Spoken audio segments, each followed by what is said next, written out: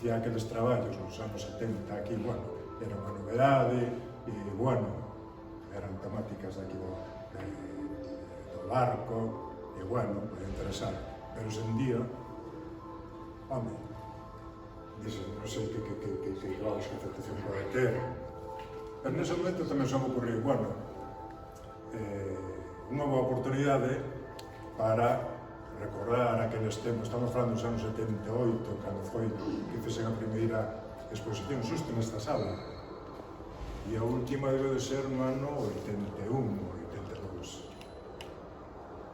Nese tramo de tempo debín de facer aproximadamente como uns 100 e poucos cuadros máis, uns 120 aproximadamente, porque cada exposición pode ter un número aproximadamente de 40-50 cuadros. E hasta o ano 84, cando estuve aquí no barco, pude chegar a facer hasta 200 cuadros. E, curiosamente, sentindo certo penal, non controlo